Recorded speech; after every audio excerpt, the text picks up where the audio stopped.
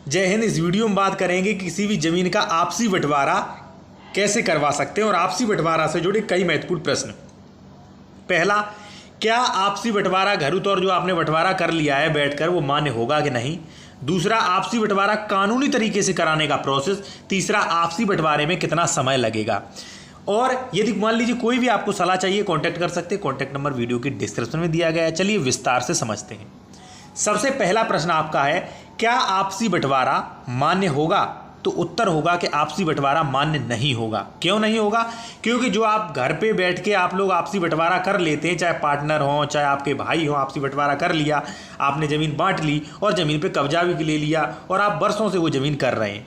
लेकिन यदि भविष्य में कोई भी व्यक्ति एक मुकर गया उसमें से, तो वो सरकारी तौर पर बंटवारा ला देगा, वो कोर्ट में बंटवारे का दावा कर सकता है। क्योंकि अभी सरकारी में तो रिकॉर्ड में तो है नहीं।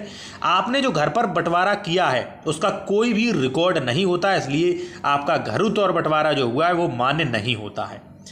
अब हम बात करेंगे दूसरे पॉइंट पर कि आपसी बंटवारा कानूनी तरीके से करने का प्रोसेस क्या है। हाँ, यदि आपसी बंटवारा आप चाहते हैं, ठीक है, तो बहुत अच्छी बात है। आपसी बंटवारा से क्या क्या होगा कि अगर मान लीजिए आपने घरों तौर पर बंटवारा कर लिया है, ठीक है, अब उसका कोई रिकॉर्ड नहीं है, लेकिन आप लोगों ने तो बंटवारा कर लिया है, अब आप चाहते हैं कि सरकारी रिकॉर्ड में भी ये दर्ज हो जाए, ठीक है, तो उसके लिए जो है आपको जो दावा जो है, केस जो है बंटवारे का दायर करना पड़ेगा उप जिलाधिकारी के यहाँ धारा 116 में, ठीक है। अब जैसे मान लीजिए 4 भाई हैं आप, तो एक भाई जो है वो वादी बन जाएगा, ठीक है, 3 भाइयों को नोटिस जाएंगे। अब आपने तो भाई पहले ही डिसाइड कर लिया है कि कौन सी ज़मीन किसकी, घर पे आप बंटवारा कर चुके हैं, तो आपको कोर्ट में कुछ नहीं करना है, आपको ऑब्जेक्शन लगाना नहीं, सहमति देनी है कि भाई हाँ ये जो दावा किया था वो बिल्कुल सही है। आपने दावा किया कि भाई हमारे ए भाई की फलानी ज़मीन है, बी भाई की ये ज़मीन है, सी भाई की ये, डी की ये, ठीक है, इसका इतना अंश है, ठीक है। तो जो और आपके भाई उनको नोटिस जाएगा कि भाई आपको कोई आपत्ति वगैरह तो नहीं, फर्ज होता है न्यायालय का, तो नोटिस जाएगा, आप लोग कोई आपत्ति नहीं देंगे तो इससे आपका अंश डिक्लेरेशन हो जाएगा, ठीक है, अंश निर्धारित हो गए। उसके बाद बंटवारा, उसके बाद आपको दावा जो है वो करना पड़ेगा धारा 117 में। धारा 117 में कुरा अलग करवाने के लिए करना पड़ेगा कि भाई फलानी रोड साइड हमारा है, इस तरफ हमारा है, पूरब की तरफ हमारा है, ठीक है।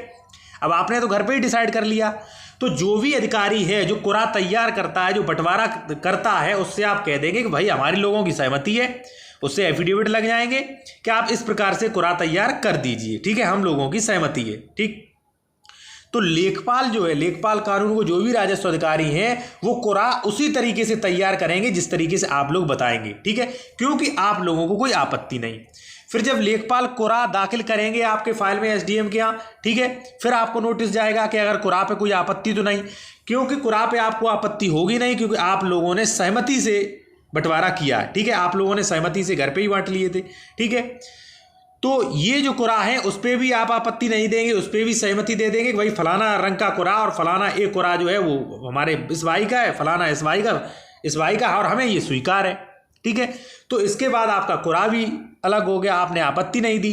फिर जब आप लोग आपत्ति नहीं देंगे इस पर, तो एसडीएम जो भी बंटवारा जो कर रहा है, जो भी न्यायाधीश है, जो भी न्यायालय है, वो ये आदेश देगा कि यह आदेश दिया जाता है, फलानी आदेश संख्या फलानी तारीख को यह आदेश किया जाता है कि फलाने रंग का कुरा फलाने सिंह का, फलाने रंग का कुरा फलाने सिंह का और फलाने कुरा नंबर ये जो है वो फलाने सिंह का, यानी कि विधिवत आदेश होगा और आदेश की कॉपी जो है वो सभी भाइयों पे होगी।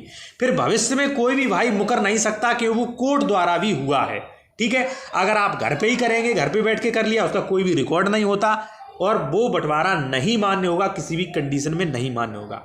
अब सबसे महत्वपूर्ण प्रश्न आपका है कि आपसी बंटवारा में कितने समय लगेगा। तो इससे पहले मैं आपको बता दूं कि यदि आप कोई कमेंट में उससे क्वेश्चन पूछ रहे हैं तो इंस्टाग्राम पर फॉलो करके वहां पूछ सकते हैं, लिंक जो वीडियो की डिस्क्रिप्शन में दी गई है।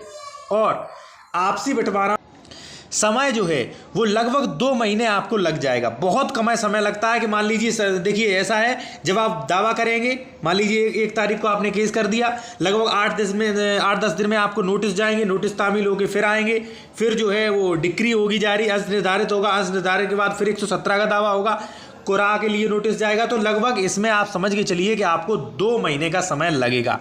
लेकिन हाँ, इसमें एक बात और है कि अगर मान लीजिए नोटिस गया और किसी ने आपत्ति कर दी, तो आपत्ति अगर ऑब्जेक्शन कर दिया फिर ये केस लंबा खिंचेगा, ठीक है। वीडियो अच्छा लगे वीडियो को लाइक करें, चैनल को सब्सक्राइब